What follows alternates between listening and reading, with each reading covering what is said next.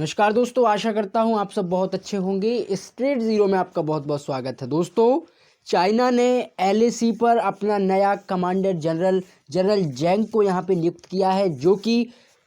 Line of actual control पर रह करके वो भारत और पाकिस्तान के बॉर्डर पर अपनी जो सीमा है उसकी वहाँ पे वो लगातार यहाँ पे सुरक्षा करेंगे। और चाइना ने अपने इसी जनरल को यहाँ पर लाने के लिए दोस्तों बहुत सारे यहाँ पे जो रिक्रूटमेंट है वो यहाँ पे किए इन दिस चाइना में। इसके अलावा जो कि मेन जो चाइनीज़ राष्ट्रपति हैं सी जिनपिंग साहब, उनने यहाँ पे chairman of China central military commission के द्वारा इनको प्रमोट किया कि भैया आप जो ऑफिसर्स हैं इनको एक जनरल रैंक पर ले जाएं और वहाँ पे ले जा करके जो प्रेजेंट टाइम पे वहाँ के जनरल थे जिनका नाम था फॉर दिस की जेंग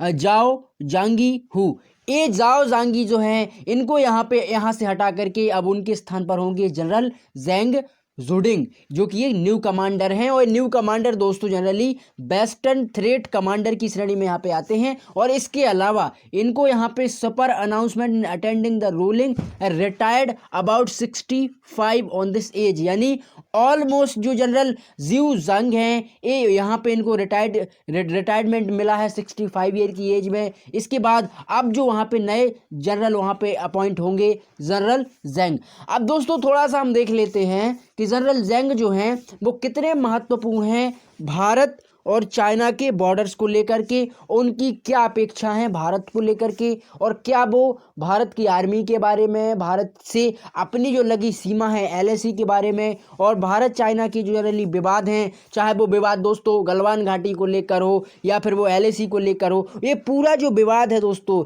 इसको लेकर के उनके यहाँ पे क्या अप्रोच है। दोस्तों इससे पहले हम आगे बढ़े, हम थोड़ा समझ लेते हैं कि इनकी लार्जेस्ट क्या ऐसी रिस्पॉन्सिबिलिटी है जो कि ये चाइना में इन्होंने बड़े सेंसिटिवली तरीके से उसको यहाँ पे निभाया है। और सी जिनपिंग ने इन्हें दोस्तों काफ़ी बड़े रैंक पर ले जा करके और इनको काफ़ी ज़्यादा जिसको हम कहते हैं लॉन्गजाओ मिलिट्री रीजन से यहाँ पे इनको रिकॉग्नाइज़ किया, इनको बहुत सारे मेडल्स दिए, कई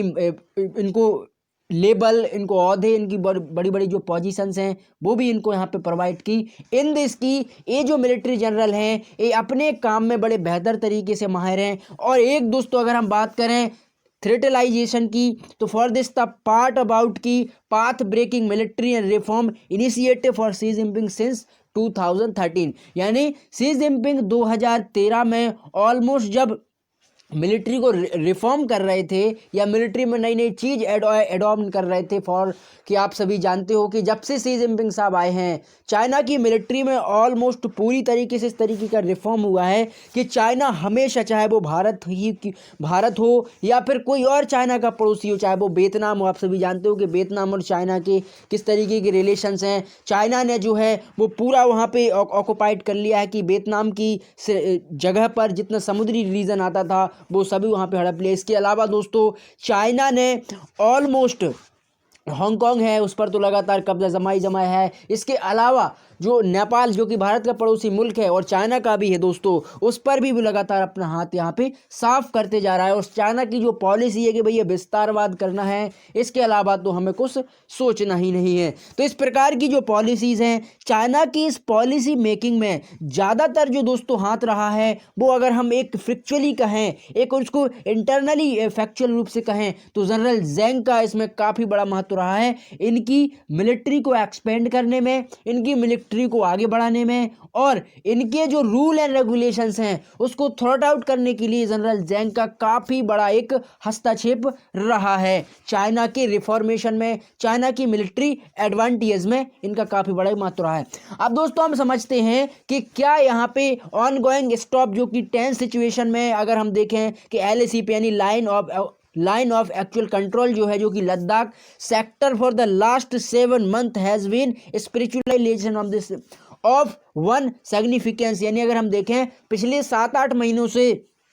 लगातार वो बड़ा सेंसिटिव इलाका रहा है फॉर दिस एलएसी। और अगर इसी टाइम पे कोई एक नया मिलिट्री जनरल वहाँ पे आता है तो उसके इम्पैक्ट क्या होंगे, उसके कोस्ट गार्ड क्या होंगे, वो मिलिट्री को ट्रेंड कैसे करेंगे, उनके संगठन में या उनके दायरे में जो मिलिट्री का एक बटालियन होगा उस बटालियन का क्या अप्रोच होगा भारत की सेना के ऊपर, क्या उनके रूल होंगे और किस तरीके से वो चाइना की जो विस्तारवादी नीति है उस पर अपने अपने नए जो इनोवेशंस हैं, नए जो उनके जो विचार हैं वो किस तरीके से यहाँ पे इम्पैक्ट कर सकते हैं। अब थोड़ा सा दोस्तों हम समझ लेते हैं जनरल जियू के बारे में। जनरल जियू इससे पहले जैसे कि मैंने आपको बताया वो वहाँ पे जनरल रहे जनरल जेंग के पहले। अब जनरल जियू जो हैं जिनकी उम्र ऑलमोस्ट 65 हो गई, अब वो रिटायर्ड हो गए हैं ऑन दिस की चाइना की मिलिट्री से। तो 1979 में जब वियतनाम वॉर हुआ था, almost sever mostly the Tibet उसमें इंक्लूड था, तो वहाँ पे तिब्बत मिलिट्री जो कि district and the group army है वो की जनरल जेंग उसमें एक अपेरिशिएंटली उन्होंने यहाँ पे भाग लिया था। और जनरल जियू के साथ मिलकर के दोस्तों ऑलमोस्ट 79 कॉप्स यहाँ पे नॉर्थन थ्रेट्स अपोजिट यहाँ पे जो कि रशियन बॉर्डर पे उन्होंने अपोज किया था। इसके अलावा 2017-18 में बिलीव्ड की जो मैसेनिज्म है एंड दिस की वॉरफेयर एक्सपर्ट भी इनको यहाँ पे माना जाता है जनरल जियोंग को। और जनरल जियूक जैसे ही वहां से अब रिटायर्ड होंगे तो इनकी सारी सत्ता इनके यहाँ पे हाथ में आ जाएगी और ये बहुत सारे यहाँ पे डिस्प्यूट भी पैदा कर सकते हैं और बहुत सारे जो मिलिट्री एक्सपेंडेशन हैं उनको भी काफ़ी यहाँ पे बढ़ा सकते हैं। अब दोस्तों जो जनरल जेंग जो हैं जो कि नए अभी अपॉइंट हुए हैं एलएसी पर, वो यहाँ पे deputy commander of the central threats command यहाँ पे उनको यहाँ पे रिस्पॉन्सिबिलिटी दी गई है जो कि ऑलमोस्ट दोस्तों चाइना की कैपिटल बीजिंग से यहाँ पे सिक्योर होती है। इसके अलावा डिप्टी जो कमांडर हैं वो भी यहाँ पे मेगा सेरेमोनियल परेड हेल्ड 2019 के तहत उनको अपॉइंट किया गया। इसके अलावा अगर हम देखें तो ऑलमोस्ट जो आपका 17 anniversary of the funding the people Republic of China, जैसे ही रिपब्लिक ऑफ चाइना की स्थापना के ऑलमोस्ट 70 साल हुए, चूंकि आप सभी जानते हो कि 1949 से ही चाइना यहाँ पे श्रेणी में आया। जब माओ जेडोंग आए थे तो उन्होंने माओवादी जो नीतियाँ चलाई वहीं से चाइना ने एक्सपेंड करना चालू किया और उन्हीं माओवादी सोच और उसी विचार को लेकर के आज सी जिनपिंग यहाँ पे चल रहे हैं और नए नए तरीके से यहाँ पे प्रोग्रेस या फिर बहुत बड़े बड़े जो अपने इनोवेशंस हैं, बड़े बड़े उनके स्ट्रक्चर्स हैं उनको यहाँ पे बनाने की कोशिश कर रहे हैं। इसके अलावा दोस्तों अगर फास्ट ट्रैक प्रमोशन देखें तो वो यहाँ पे जनरल जेंग का यहाँ पे हुआ है। इससे पहले अगर हम थोड़ा सा एक इंटरनेशनल नीतियों के बारे में समझें तो सी जिनपिंग का खास उतना अप्रोच उनके ऊपर नहीं था, लेकिन दोस्तों जैसे ही बढ़ती सक्रियता के कारण, बढ़ते एक इनोवेशंस के कारण जो कमांडर हैं, ऑलमोस्ट अगर हम बात करें जोंग की तो उनकी एज जो है वो 58 ईयर्स है, यानी ऑलमोस्ट 58 ईयर्स। इतने एज के ऑलमोस्ट होकर के उनने इतने बड़े बड़े जो काम किए हैं चाइना के लिए, अपना जो कंट्रीब्यूट दिया है उन्हीं को बढ़ाते हुए, उन्हीं को एक अप्रोच मिलते हुए सी जिनपिंग ने कहा कि भैया चलो ठीक है, आप इस बार यहाँ पे सेंट्रल जो हमारी जो कमांड है उसको आप यहाँ पे संभालें। और ऑलमोस्ट जो तो जनरल जियूज हैं उनको यहाँ पे 19 सेंट्रल कमेटी जो कि कम्युनिस्ट पार्टी ऑफ चाइना की है इनमें उसको शामिल किया जाए और जनरली उस मिलिट्री पद से, चूंकि उनकी ये 65 हो गई है जनरल जियू की, तो उनको वहाँ से हटा दिया जाए। तो इस प्रकार की जो बातें हैं वो अब जनरल जियू को काफ़ी ज़्यादा इंप्रेसिव लग रही हैं, काफ़ी ज़्यादा उनके लिए तो बड़ी उत्साह की बात है कि चलो ठीक है भैया, जो चाइनीज का कम्युनिस्ट पार्टी है वो यहाँ पे उसकी बदौलत से वो काफ़ी पावरफुल और जनरल जियू dot not honourable and customary for the senior military officer is the member of CPM. यहाँ पे दोस्तों समझिएगा, जनरल जियू इससे पहले दोस्तों सीपीएम के सीनियर मिलिट्री ऑफिसर रहे हैं। यानी अगर हम देखें तो चाइनीज जो कम्युनिस्ट पार्टी है वो यहाँ की people liberation army of this China, जो कि चाइनीज कम्युनिस्ट पार्टी उसको ऑर्गेनाइज करती है, उसको चलाती है, उसके वो ऑलमोस्ट सीनियर पर्सन रहे हैं जनरल जेंग। अब जनरल जेंग के ऊपर एक बहुत बड़ी एक पदवी, एक बहुत बड़ी इनकी जो रिस्पॉन्सिबिलिटी है वो हमें नज़र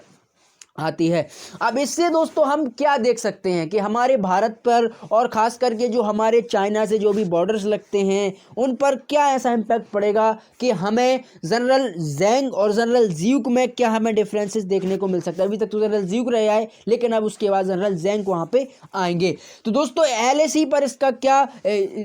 सिचुएशंस बैठेगी, क्या वहाँ पे इम्पैक्ट पड़ेगा, ये हम यहाँ पे समझ लेते हैं। दोस्तों आप देखिएगा, ऑपरेशन इन लद्दाख में ऑलमोस्ट अगर हम देखें तो एक ओवरसीन हमें देखने को मिलता है CMC के द्वारा, जो कि दोस्तों changing the light about privileging and the ground report of this the other commander of VTC western threats and commanders, जो कि इंक्लूड हैं about political commissioner general juke, commander ground forces जो कि जनरल ज्यूक यहाँ पे संभालते हैं। इसके अलावा दोस्तों कमांडर ऑफ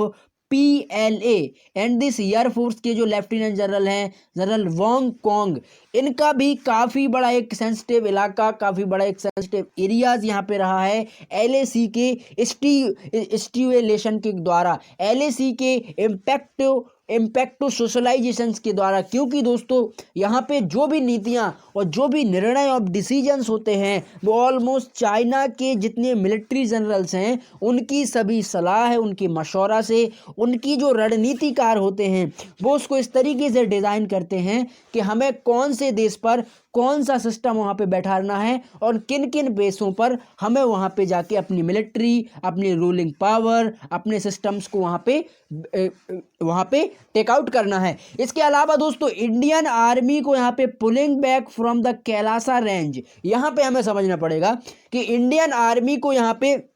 बैक करने के लिए, पुलिंग बैक करने के लिए ऑलमोस्ट जो कैलासा रेंज फर्स्ट, वहाँ पे Chinese remain about the unyielding, जो कि एक डिस्कस एंड डिस्पेंसेंस है, जो कि where about the having gain and this की सिग्निफिकेंस एडवांटेज यहाँ पे उनको मिलेगा। और उनकी पहले से एक रणनीति है कि हमें ऑलमोस्ट इंडियन आर्मी को थ्रो बैक आउट करना है, उसको पुल आउट करना है। और जो कैलासा रेंज है दोस्तों, उससे भी जो काफ़ी हद तक हमारा कंट्रीब्यूशन है, हमारा जो क्षेत्र है वो अब चूंकि चाइना के क्षेत्र में कैलासा चला गया है, तो आप कभी भी अगर देखते होंगे तो कैलाशा को ऑलमोस्ट भगवान शिव का जो मुख्य स्थान है वो वहाँ पे माना जाता था। लेकिन दोस्तों अब अगर कोई भारतीय कैलाशा जाता है तो वहाँ पे उसको चाइना की सरकार के द्वारा एक वीज़ा लेना पड़ता है, तब जाके वो वहाँ पे कैलाशा पहुँच पाते हैं। इसके अलावा दोस्तों 2019 में आफ्टर सर्विंग इज दिस की चीफ ऑफ स्टाफ, जो कि वेंचुअल्स हैं डायमेंशंस के लिए, कॉम्प्लेक्शंस के लिए एंड डी एंगेजमेंट के लिए, जो कि एक process about air force and the current state of the impose and impacted to continue. यानी ये सभी चीज़ें हमें आज की करंट सिचुएशंस में, करंट स्थिति में बड़ी इम्पैक्टफुल लगती हैं, बड़ी एक अमेजिंग लगती हैं कि क्या ऐसा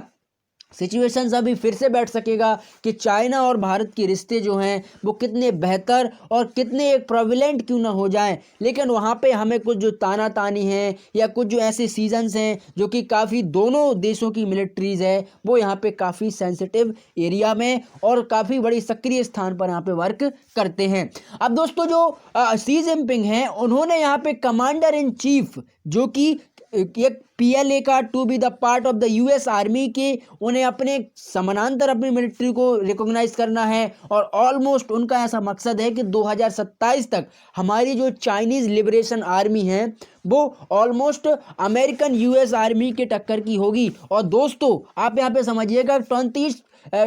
20वीं पार्टी इन कांग्रेस अबाउट की 2022 तक general secretary of in this CPM,